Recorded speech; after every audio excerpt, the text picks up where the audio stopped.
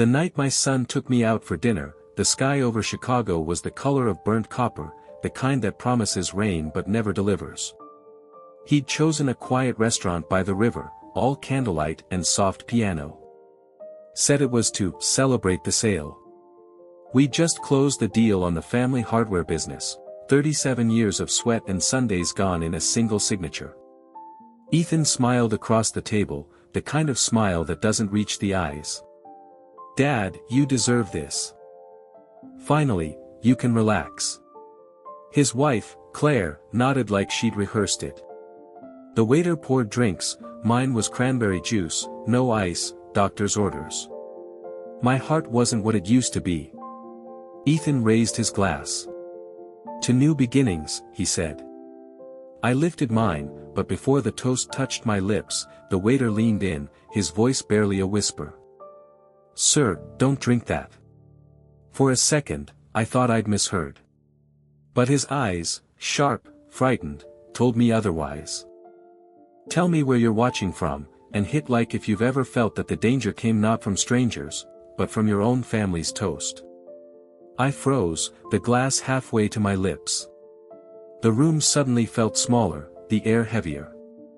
The waiter straightened up as if nothing had happened, collected the bread basket, and walked away. But his warning kept echoing in my ears like a heartbeat, don't drink that. Across the table, Ethan was scrolling through his phone, pretending to check an email. Claire was laughing at something on the menu. Neither of them noticed the tremor in my hand as I set the glass down. I watched the liquid swirl, deep red, catching the candlelight like blood in a crystal chalice. My son looked up. You okay, Dad? You look pale. I forced a smile. Just tired, that's all. Long week. He nodded, unconcerned, and leaned closer to whisper something to Claire. She giggled, brushing his arm. To any outsider, we were the picture of a happy family. But my stomach twisted. Something was wrong. Deeply wrong. When the waiter returned to serve the main course, I caught his sleeve. Can you meet me near the restroom in 2 minutes? I murmured. His eyes flicked briefly toward Ethan, then back to me. He gave the faintest nod. I excused myself after the food arrived. Old man bladder, I joked, patting my stomach. Ethan laughed. Take your time, Dad. In the hallway near the restrooms, the waiter was waiting, drying his hands with a towel that didn't need drying. He looked nervous. Mr. Walker, he whispered. When your son came back from the bar, he poured something into your drink. I saw it, a small silver flask, like medicine. My heart thudded painfully in my chest. You're sure? I've been in this job 20 years. I know the difference between a man topping off a drink and a man trying to hide something. Whatever he added, it wasn't alcohol. For a moment, I couldn't speak. I felt my knees weaken, and I grabbed the doorframe to steady myself. Thank you, I finally managed. He hesitated. You should leave, sir. Quietly. But I couldn't just walk out. If I confronted Ethan now, I'd get lies, maybe even danger. If I left, I'd never know why. I needed proof. So I went back. Slowly. Calmly. Ethan looked up as I sat down. Feeling better? Much, I said. I noticed his glass, untouched. Strange you didn't drink your wine. Ah, he smiled, doctor's orders. Trying to cut back. We ate in silence for a while. My fork felt heavier than usual. Every bite turned to dust in my mouth. I watched him laugh, talk about buying a boat, about our next investment. He said our, but he meant his. When the waiter cleared the plates, I accidentally knocked over my cranberry juice. The red spread across the tablecloth like a slow-moving wound. Clumsy me, I muttered, dabbing at it with my napkin, the one that had soaked most of the spill. I folded it neatly and slipped it into my jacket pocket. I think I'll head home, I said, standing. Getting late. Ethan looked disappointed but not surprised. Sure, Dad. I'll pick up the check. Outside, the wind from the river bit through my coat. I stood under the streetlight, clutching the napkin in my pocket, the fabric still damp, the faint smell of fruit and something chemical. I didn't call the police. I didn't call anyone. Not yet. Instead, I crossed the bridge and walked toward the small, private medical lab on Wabash Avenue, a place I used for company drug testing years ago. The receptionist looked startled to see an old man walk in with a wine-stained napkin.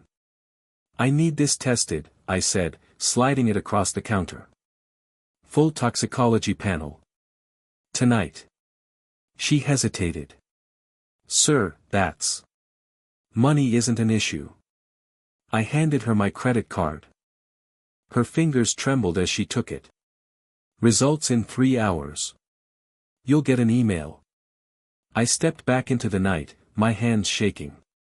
The city lights blurred through the fog. Somewhere across the river, my son was probably raising a toast, to his freedom, to his inheritance, to my death. But I was still standing. And for the first time in my life, I realized, this wasn't just about money. It was about survival. The night wind off the river felt colder than I remembered. Every sound, the rumble of a distant train, the echo of shoes on wet pavement, seemed sharper, closer.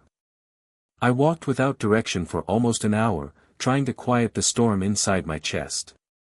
I wasn't just shaken. I was hollow. The thought that my only son might have tried to poison me didn't feel real yet. It felt like a cruel thought that would pass in the morning. But the waiter's words replayed again and again, and I couldn't silence them. He poured something from a small silver flask. Ethan's smile at the table had been too calm, too clean. I'd built a company from nothing, I could read faces, sense lies, smell desperation. And that night, I'd smelled fear, his fear that his plan might fail. I found myself back in my apartment before dawn. I didn't remember walking there. The clock on the wall said 4:37 a.m. The lab's email should arrive soon. My coffee machine whirred quietly in the background, filling the silence with a familiar hum. I didn't touch the cup. My hands were too unsteady. The city was still dark when the email notification blinked on my phone. I opened it with the kind of dread usually reserved for doctors' calls. Subject, toxicology analysis, urgent findings. The summary was short. Detected, metoprolol tartrate, 2,300 mg per 100 ml, therapeutic dose, 50 to 100 mg, fatal for cardiac patients. My stomach dropped. I didn't need to be a chemist to understand. My son had chosen something clever, something that would look like a natural heart attack. Quick, silent, untraceable after a few hours. If I'd taken even a sip, I might already be gone. For several minutes, I just stared at the screen. No anger, no tears, just the numb weight of realization. I wasn't even sure which hurt more, that he had tried to kill me, or that he had planned it so carefully.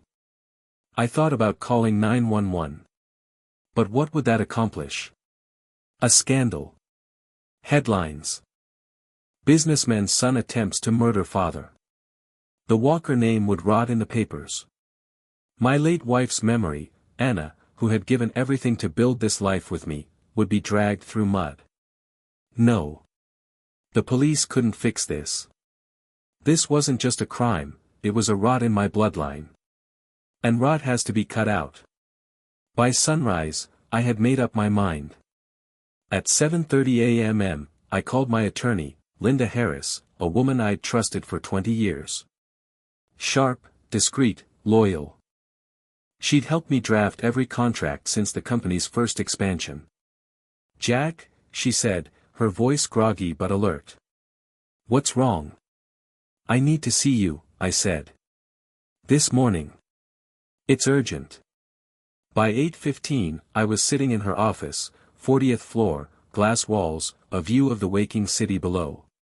Linda listened silently as I told her everything, the dinner, the waiter, the test results. When I finished, she stood slowly and walked to the window. Do you have proof? She asked finally. The lab report, the napkin, and a witness who saw him pour it. She turned to face me, her eyes narrowing. That's enough to bury him for life. I don't want him buried, I said. Not yet. Her brow furrowed. Then what do you want, Jack? I looked down at my hands, hands that had once built shelves, fixed trucks, shaken deals worth millions. They were trembling now. I want to know why. Linda nodded slowly. You think it's about the money. I know it is. But there's more to it. He's hiding something. She exhaled, already switching into strategy mode. All right. Then we gather everything before we move. You'll need to keep him close. Make him believe nothing happened. Can you do that? I've been pretending to love people in boardrooms for 40 years, I said. Pretending with my own son won't be hard. Linda gave a small, grim smile. I'll handle the rest. I have a contact in private intelligence, ex-IRS, ex-FBI. They can map every dollar he's touched in the last 5 years. We'll see what's bleeding beneath the surface. By noon, I was back home. I'd left my phone face down on the table, but it vibrated every few minutes. Ethan. Missed calls. Messages. Dad, you okay? You left so fast last night. Did something happen? Call me, please. He sounded worried in that same performative tone he used at the restaurant. I waited a few hours before replying. Just tired. Doctor says I need to rest more. Nothing serious. Within seconds, he replied. Glad to hear that. I was so scared. Maybe we can talk tonight. I smiled bitterly. He wanted to check the pulse of his victim. To see if the accident had worked. I typed back, sure. Dinner at my place. 7 o'clock. I spent the afternoon preparing, not food, but stage lighting. I wanted the room bright, sterile, emotionless. I replaced the wine with bottled water. No open drinks tonight. At 7:03, the doorbell rang. Ethan stood there, holding a takeout bag and wearing that same rehearsed smile. I brought Thai food. Thought you'd like it. Thanks, I said. Come in. He looked around, his gaze scanning the room, maybe looking for signs of suspicion. I gave him none. We ate quietly. Halfway through, he tried again. Dad, about last night, you sure you're okay? Perfectly fine, I said, sipping my water. Just a little heartburn. You know how these things go at my age. He laughed awkwardly, relief washing over his face. Yeah, I know. I was worried for nothing. Inside, something in me shifted. Watching him sit there, pretending, I realized he had no remorse. No guilt. Just relief that his secret was safe. That was when the anger finally came, not the hot kind that makes you shout, but the cold kind that clarifies. The kind that sharpens your mind. When he left that night, he hugged me. For the first time in years. His arms were warm. Mine were ice. After he was gone, I called Linda. Start digging, I said. And be quick. By the end of the week, she had the first report. Ethan and Claire were broke. Their accounts showed overdrafts, missed mortgage payments, loans from private lenders with interest rates that could cripple a man. They owed more than $900,000, a mountain of debt hidden beneath their polished lives. That's why he'd done it. It wasn't rage. It wasn't even greed. It was business. Cold, desperate business. I stared at the numbers, feeling something inside me go quiet. My son had tried to kill me to save himself. And he thought he'd gotten away with it. 3 days later, Linda called again. Her tone was different this time, sharper, colder. "Jack," she said, "you'd better sit down." "I'm already sitting," I replied. "Tell me." "There's more. A lot more." The next hour was a descent into hell. She'd received a second batch of reports from her investigators, emails, credit records, phone transcripts, and photographs. Every page peeled back another layer of the life Ethan and Claire had built on sand. They were drowning. Behind the polite smiles and brunch photos was a collapsing empire. They had taken out 2 mortgages on their suburban home, maxed out every credit card, and borrowed from private lenders, the kind that didn't send reminders, only men in dark cars. They'd already sold their jewelry, Claire's inherited watch, even their Tesla. Yet their lifestyle hadn't changed. They still went to expensive restaurants, still posted photos of vacations they couldn't afford, still lived like everything was fine. It wasn't greed anymore. It was survival. They weren't waiting for my money to live, they needed it to not die. And the deeper Linda's team dug, the uglier it got. The most recent discovery came from an art dealer in Milwaukee. Claire had contacted him under a fake name, offering to sell select pieces from a private family collection.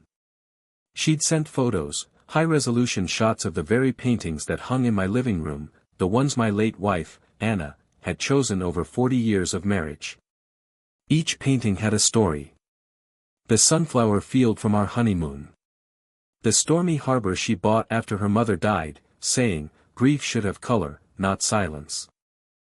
A small watercolor of 2 cardinals she'd hung in our first kitchen, "They mate for life," she'd said, smiling. Now Claire had turned them into assets, ghosts for sale. I sat there, staring at the email attachments Linda forwarded, my stomach churning.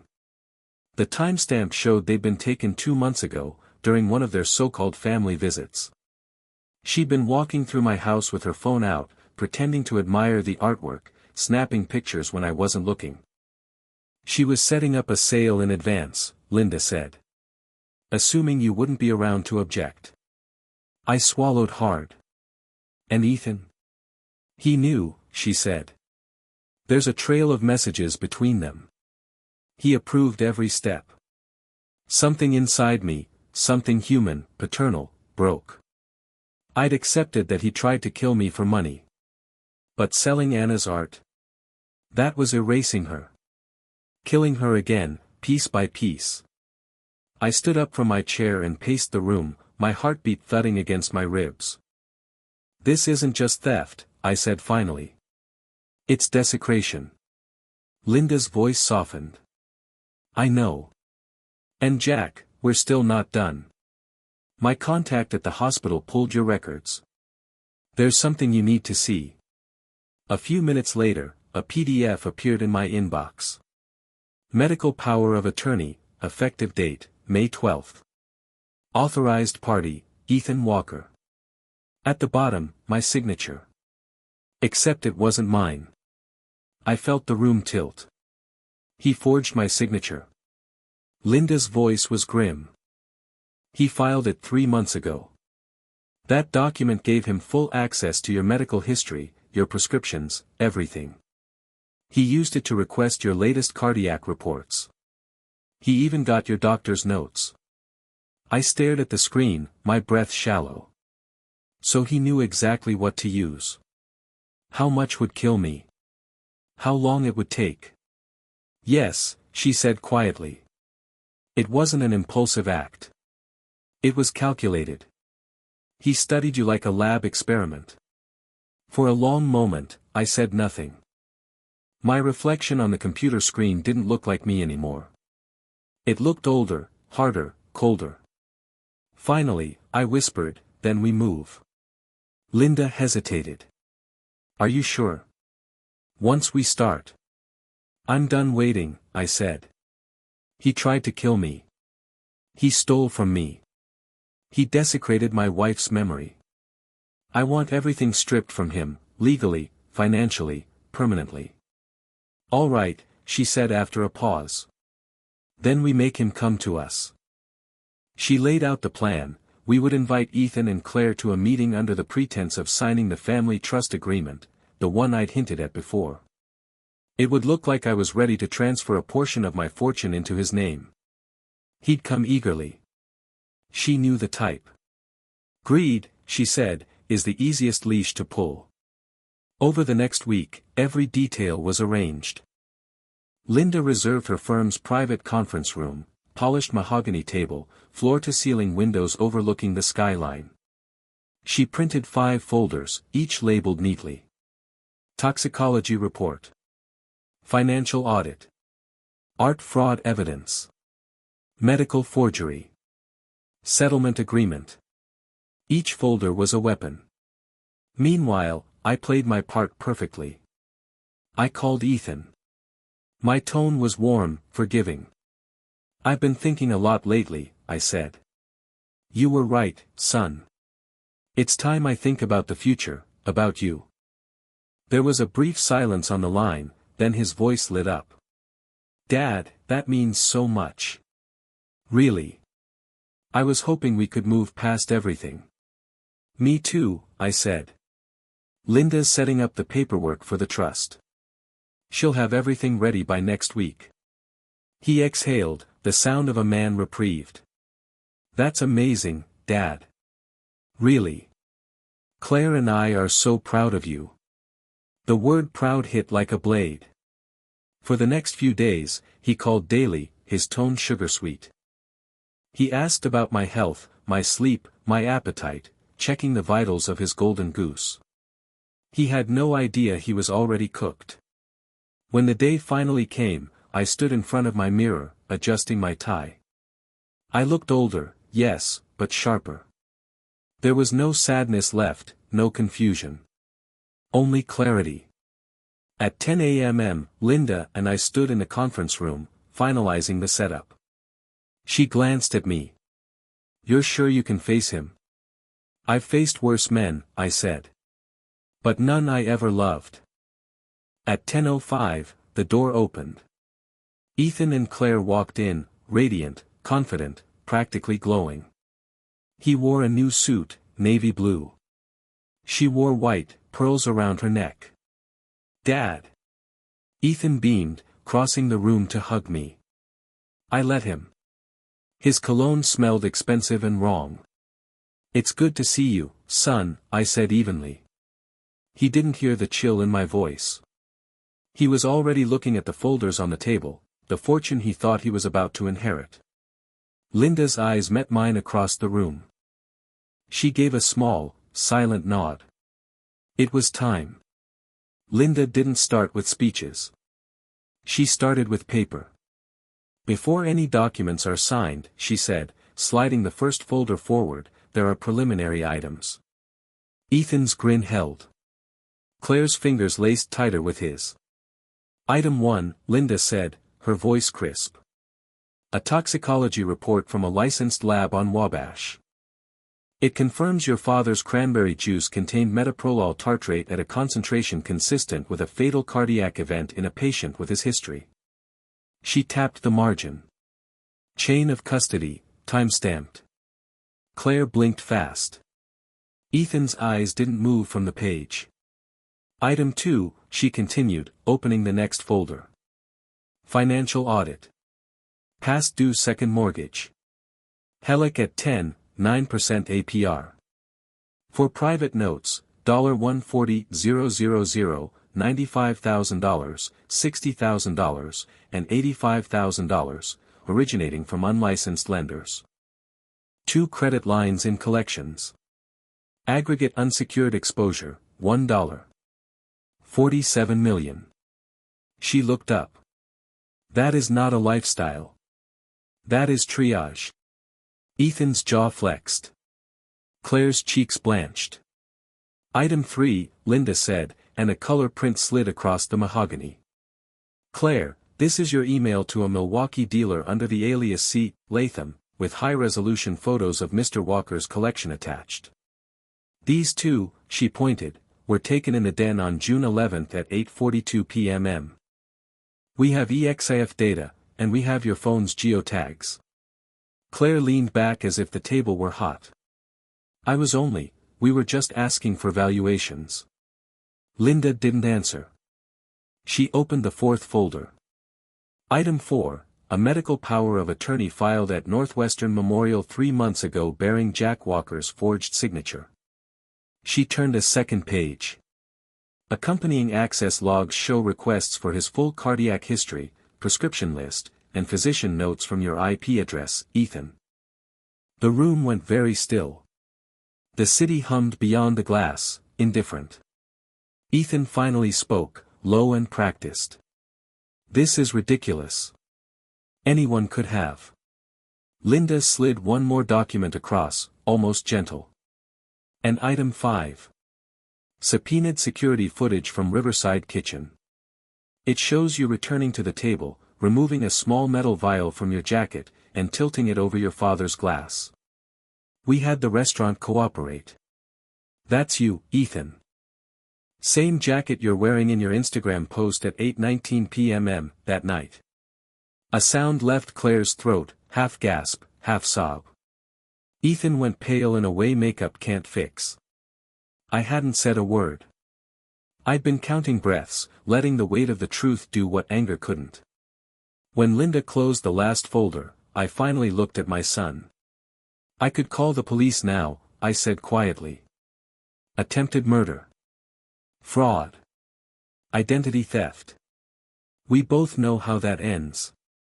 Ethan's mouth opened, closed. Claire reached for him, he didn't take her hand. But I won't, I continued.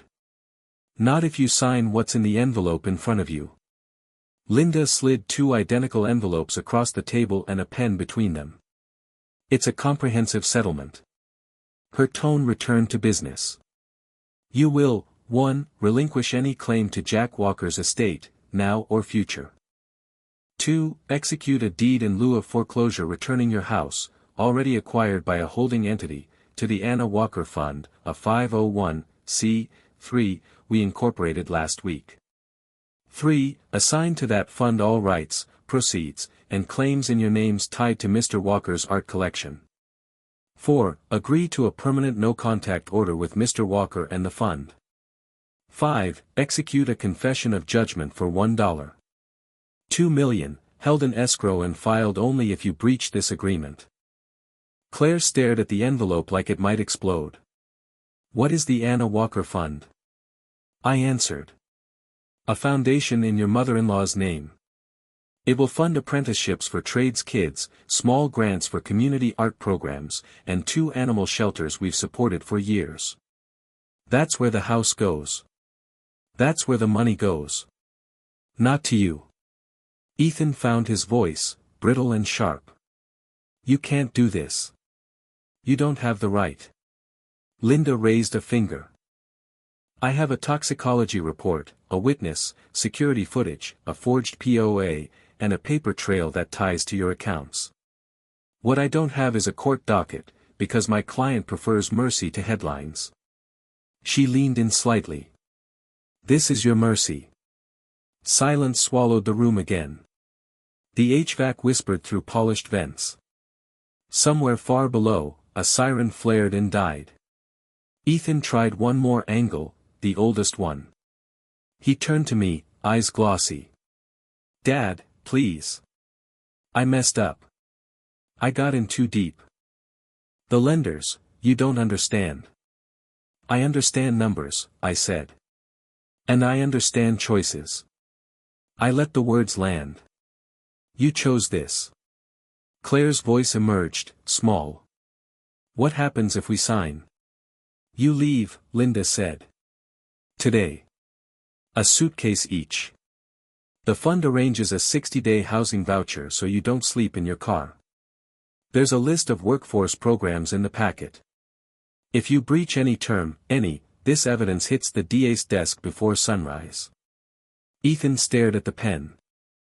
For a moment, I glimpsed the boy I'd taught to measure twice, cut once. Then it was gone, replaced by the man who had studied my prescriptions. He picked up the pen. His hand shook once and steadied. He signed. Claire wiped her face with the heel of her palm and signed after him. A tear landed on the page and bloomed, a dark flower over her name. Linda gathered the papers, checked the signatures like a jeweler checks a stone, and slid them into a blue folder marked executed. She stood. "You're free to go." Ethan rose, then hesitated. "You're really not calling the cops?" "Not if you disappear," Linda said. "And not if you stay disappeared." He looked at me, searching for something familiar. I gave him nothing. He reached as if to speak, thought better of it, and walked out. Claire followed, shoulders small, pearls catching the light once and then gone. The door closed with a soft seal. The quiet that followed didn't feel like victory. It felt like weight lifted from a rotten beam, the groan of a structure settling back into square. Linda set the executed folder beside the others and exhaled. "You okay?" "No," I said honestly. "But I will be." We spent the afternoon doing the opposite of what they had done, building, not breaking. We executed the transfer of the house title to the Anna Walker Fund. We opened the fund's operating account with $2.5 million, seed money earmarked for a South Side makerspace, an apprenticeship stipend program, $1,000 per month for 40 students for 12 months, and microgrants to neighborhood art centers. We booked the shelter's expansion budgets, new kennels, upgraded HVAC, a van for mobile space/neuter. Paperwork is its own kind of music when it moves money towards something that breathes. At 5:40 p.m. Linda's assistant knocked. "There's one more delivery." It was a padded envelope from Riverside Kitchen, the restaurant. Inside, a USB drive and a handwritten note from the manager. "For your records. Our staff stand by Marcus's statement." The footage played clean on Linda's laptop, no theatrics, just the mundane evil of a hand, a vial, a tilt. It was horrible and ordinary, like most terrible things are. I left the office as the sky over the lake turned the bruised blue of evening. On the sidewalk, the air smelled like rain and bus brakes. I walked without hurry to a block I hadn't visited in years, the warehouse where, at 29, I'd rented 900 square feet and a grimy office to start Walker Hardware Supply. The roll-up door was down now. A yoga studio lived where my first pallet rack had stood. I laughed once, quietly. The world changes, the work remains.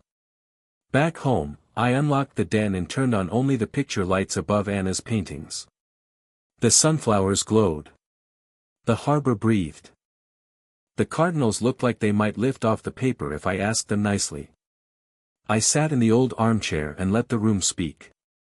My phone buzzed. A text from an unknown number. "This is Maria from South Loop Youth Arts. Linda said to reach out. If the fund can help, our kids will astonish you."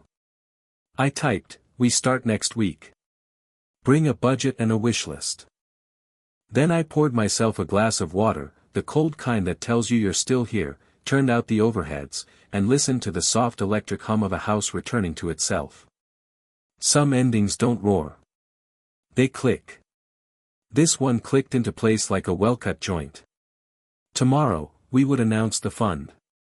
Next month, the house would open as a community studio with workbenches where the dining table used to sit.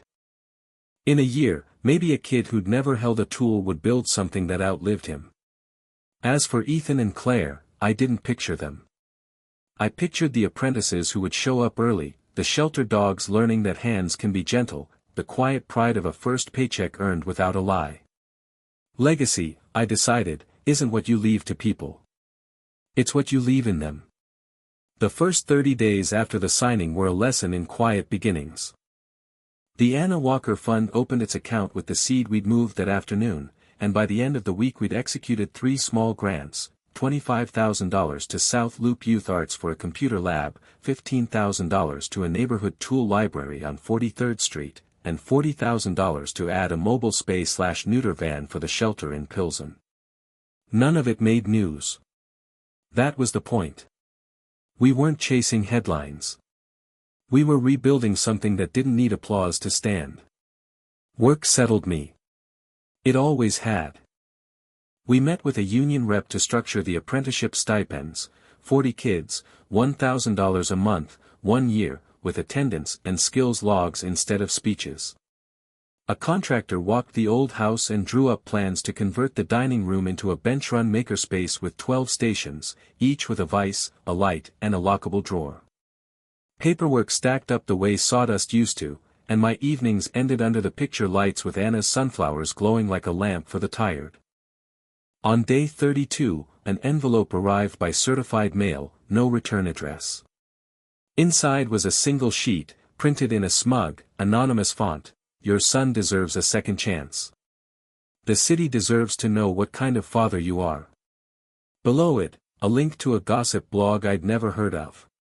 The post was a slurry of half-truths: selfish patriarch, cut off his struggling family, hoards millions while his son faces danger. No names, but anyone with Google and patience could connect dots. A donor emailed Linda, nervous, not accusatory, asking if the fund was stable. I called her in. "Don't swat at flies with a shovel," she said, scrolling once and closing the tab. "We won't dignify it. We'll send a 2-sentence note to partners: the fund is fully capitalized, audited, and mission restricted. Then we go back to work." "Where did it come from?" I asked. She shrugged. "My guess? Someone in their orbit who thinks pressure pays. If the posts multiply or a reporter calls, we tighten. For now, starve it of oxygen." We did. The next week, the blog chased a different outrage. Our students kept showing up. The HVAC installer put in a new air handler at the shelter. In the library, 2 apprentices figured out how to restore a busted planer, high-fived, and went back to sanding. On a Thursday morning in late October, Marcus came by the house. I'd invited him for coffee. It felt wrong to leave his name as a line item in a folder. He arrived 15 minutes early, wearing a clean navy jacket instead of his uniform, and brought a paper bag with still-warm conchas from a bakery on 18th. "You didn't have to bring anything," I said. He smiled. "My mother's voice is still loud: never show up empty-handed." We sat at the kitchen island with the window cracked to let in the cold. Up close, he had the posture of a man who'd spent a lifetime standing, security, military, or just habit, and eyes that missed nothing. "I came to say thank you," I told him, "but the word is too small." He shook his head. "You don't owe me a thing. I saw something wrong and said it out loud. That's the job." "Plenty of men look away," I said. He took a breath. "I almost did." He looked down at his hands. "I've got a son, 26. We don't talk much. I don't know if I was warning you or yelling at him through you." He laughed once, short. "Either way, I'm glad you listened." I poured him more coffee. "I'd like to formalize that impulse." Quietly. I slid a single-page memo across the island. "Emergency fund for hospitality staff, rent, groceries, a car repair that would otherwise cost a job. We'll call it the Marcus Grant. 10,000 to start, replenished quarterly. Admin light. Someone like you decides quickly." He stared at the page, then at me, throat working. "I don't." "You warned me," I said.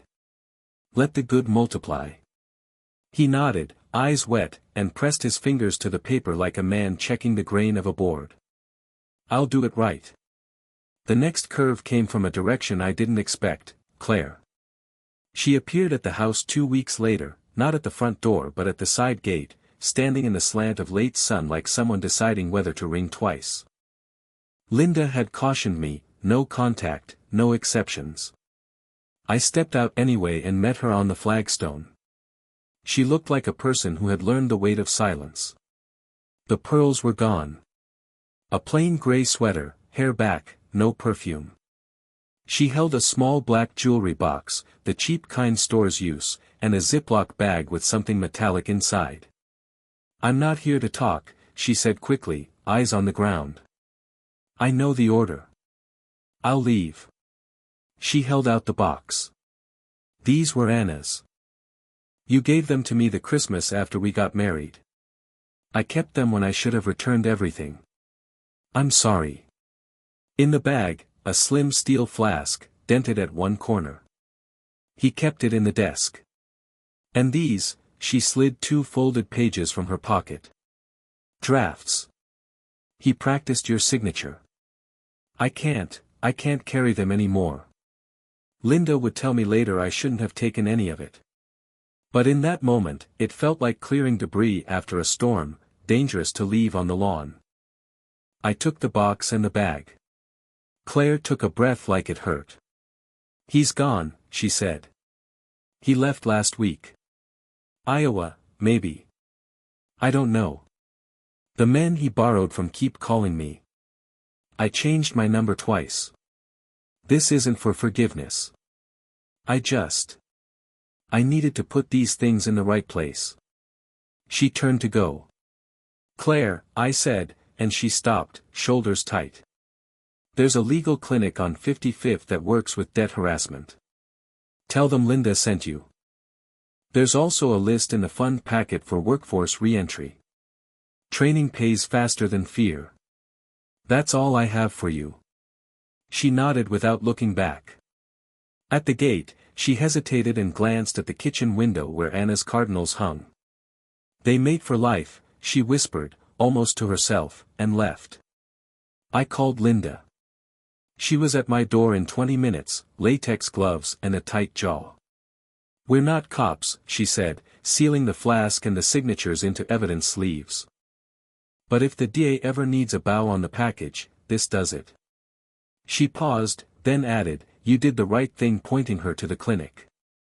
Mercy isn't the same as proximity. 2 mornings later, the agreement was tested. A burner number pinged the fund's general inbox with a 3-sentence demand, we want what's fair. Release $100,000. If not, we talk. Linda traced the IP to a co-working space in River North. A board clerk remembered a man in a navy hoodie paying cash for a day pass. The message wasn't signed, but it didn't need to be. Escrow? I asked. Escrow, she said, and filed the confession of judgment at 2:13 p.m. By 4 o'clock, a process server had taped a notice to the last address on record. The blog went quiet. So did the inbox. Meanwhile, the makerspace opened in a soft launch, no ribbon, no mayor, just kids in borrowed safety glasses and earplugs practicing the discipline of measuring twice. A girl named Tasha built a birdhouse that would outlast the tree she hung it on. A boy named Noel learned that a dull blade burns wood and a sharp one sings. I taught them to sweep as if their reputation depended on it. Because it does. The shelter's van rolled down Halstead on its first Saturday with a line of folding chairs and a laminator to print rabies tags on site. An elderly man brought a chihuahua in a sweater and cried when he learned low cost really meant low cost. A volunteer handed him a bag of food and a pamphlet on keeping dogs warm when the hawk winds come. He looked like someone had handed him a reprieve. On a Sunday afternoon in December, I found a padded mailer in the foundation's P.O. box with no return.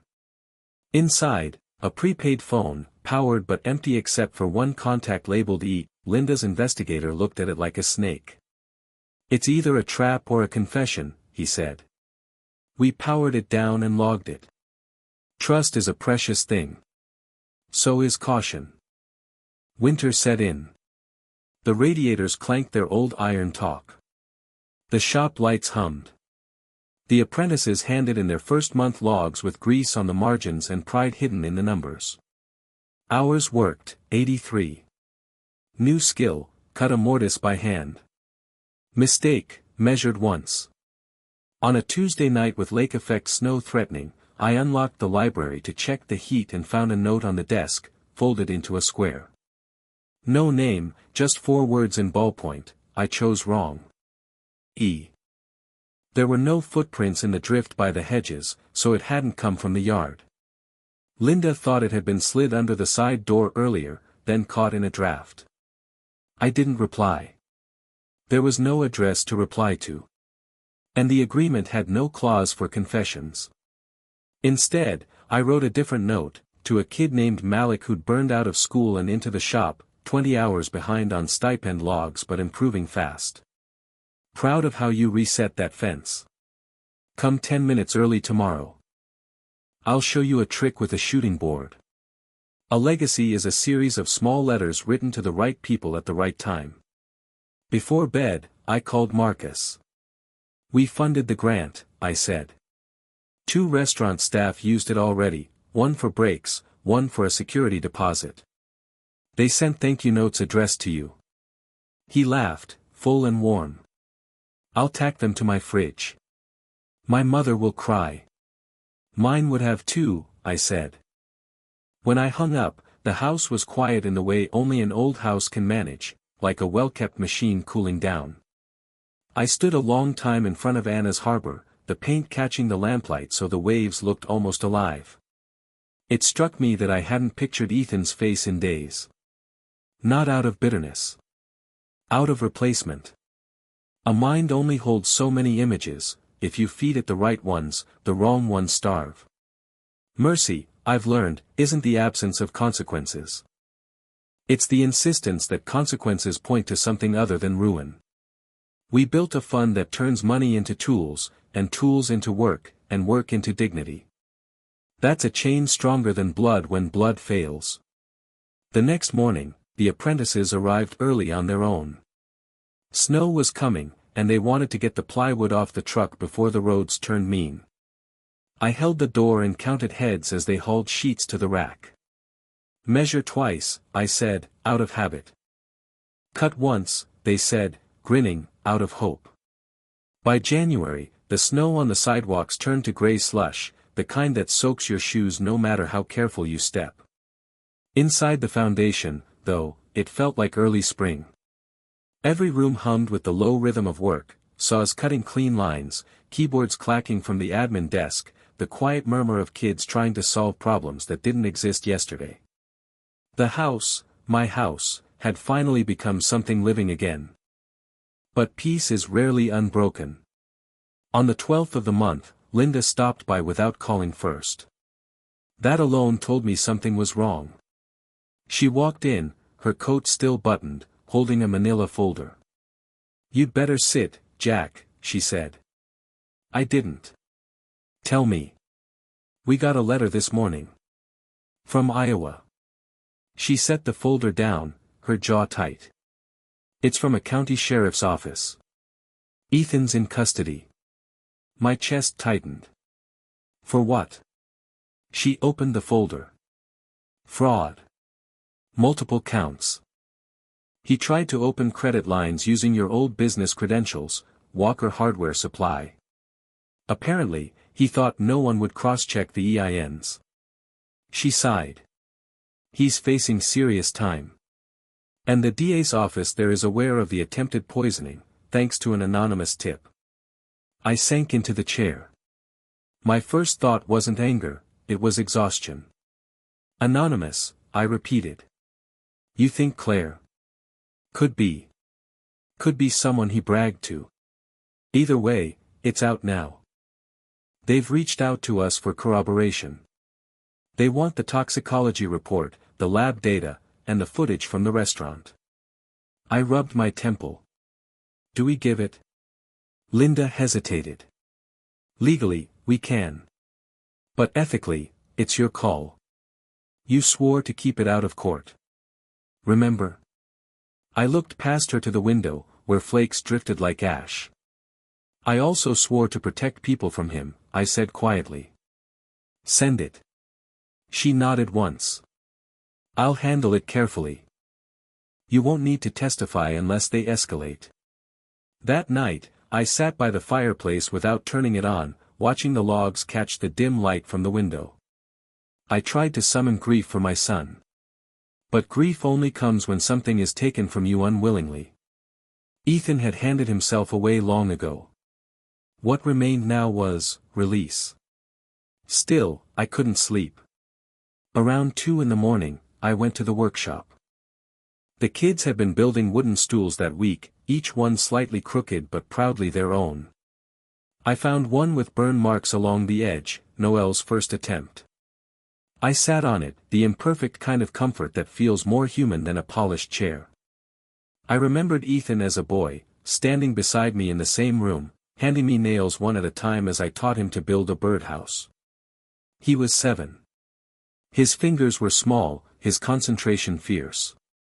I told him to measure twice, cut once. He'd repeated it like scripture. I wondered when that lesson stopped meaning precision and started meaning manipulation. The next morning, Marcus stopped by again. He'd been helping one of the students get a part-time job at the restaurant. "How's the shop holding up?" he asked. "Better than I am," I admitted. He nodded, eyes kind but steady. "You heard about Ethan? Linda told you?" "She didn't have to. News travels. Small world, big mouths." He leaned against the counter. "You did what you had to do, Jack. A man builds fences for a reason. You just built one with paperwork." I smiled weakly. "And now he's on the other side." Marcus shrugged. "Sometimes that's where a man finally sees the gate." His words stayed with me. 2 weeks later, I got a call from a public defender in Iowa. The man's tone was formal, respectful. "Mr. Walker, your son asked me to contact you. He doesn't want money. He just wants to talk before sentencing." I didn't answer immediately. "Talk," I said slowly. "About what?" He didn't say. But he insisted it be you, not your lawyer. I agreed. Maybe out of curiosity. Maybe because some part of me still needed to hear whatever ghost was left of him. The next Friday, I drove 5 hours west. The correctional center sat on the edge of a flat horizon, snow piled like broken glass against the fences. Inside, the air smelled of bleach and resignation. They brought Ethan in wearing khaki, thinner than I remembered, his hair buzzed short. For a moment, I saw the boy again, the one who used to chase baseballs in the yard until dark. Then he spoke, and the illusion vanished. "Dad," he said, voice hoarse. "Ethan." He sat. The guard stepped back but didn't leave. "I didn't call you here to beg," he started. "I know it's done. I know what I did." "Then why?" He looked at his hands. "Because I don't know who I am anymore. Everything I built was fake. The cars, the house, the dinners, it all came from trying to prove I wasn't small. And then when it fell apart, I thought, if I had your money, I could start over. Be you." I didn't answer. He looked up, eyes red. "But the thing I never understood was that being you wasn't about the money. It was about work. You built things. I just bought them." His words landed like a hammer I didn't want to swing. "You can't undo what you did," I said. "But you can choose what you build next, even if it's just peace with yourself." He gave a bitter smile. "Peace doesn't build much." "It builds enough," I said. Silence stretched. Then, quietly, he said, "I'm sorry, Dad. I can't fix it, but I wanted to say it before someone else told my story for me." I nodded once. "That's the first honest thing you've said to me in years." The guard motioned. Time was up. Ethan stood. "Do you hate me?" he asked. I thought for a long time. "No," I said finally. "I outgrew that." He blinked, then gave a single nod before the guard led him away. The drive back was long, but the air felt strangely lighter. I stopped halfway at a diner that looked like it hadn't changed since the 70s. The waitress called me honey and poured coffee strong enough to wake the dead. On the counter beside the napkin holder was a hand-painted sign, "Fix what's broken, don't throw it away." When I got home, the apprentices were cleaning up for the night. The smell of sawdust and metal filled the air. Noel waved from across the room. "Hey, Mr. Walker. We finished the benches." I looked at them, 6 rough-cut benches, uneven but solid. They'll hold, I said. That's what matters. After they left, I turned off the lights and stood in the doorway. The hum of silence felt different now, full, not empty. Outside, snow fell again, soft and forgiving. I didn't know if Ethan would ever change. I didn't need to. The story was no longer his.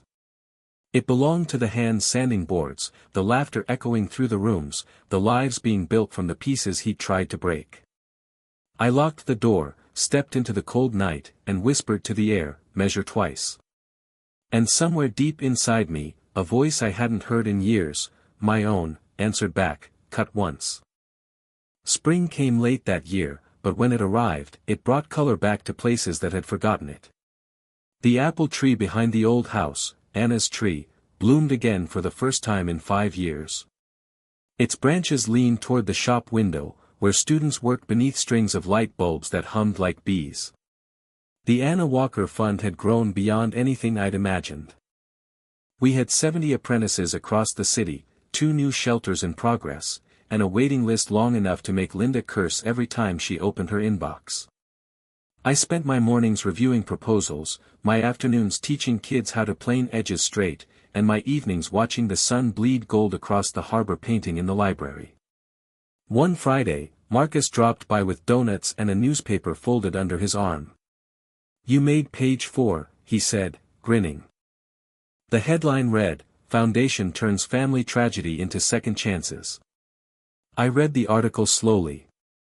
It mentioned none of the poison, none of the scandal, only the programs, the students, the work. Just the good that came after the storm. "They got it right," Marcus said. "Finally," I murmured. That night, after everyone had gone, I walked through the empty workshop. The benches were scarred now, burn marks, initials, dents from hammers. Imperfect beauty. The kind Anna always loved. I turned off the lights one by one, leaving only the lamp over her painting. The waves looked alive in the glow. On the desk lay a letter, handwritten, mailed from the correctional facility in Iowa. Ethan's handwriting, smaller than I remembered. "Dad, I don't expect forgiveness. But I'm working in the woodshop here. They say I'm good at it. I think of you every time I sharpen the plane blade. If there's any good left in me, it started with you." I folded the letter and placed it under the cardinal painting. The one that symbolized loyalty and return. Outside, the wind smelled of sawdust and rain. I stood under the apple tree, petals falling onto my shoulders like quiet absolution. For the first time in years, I didn't feel like I was guarding ghosts. I was tending roots. Legacy, I've learned, isn't about who remembers your name. It's about what keeps growing after you're gone.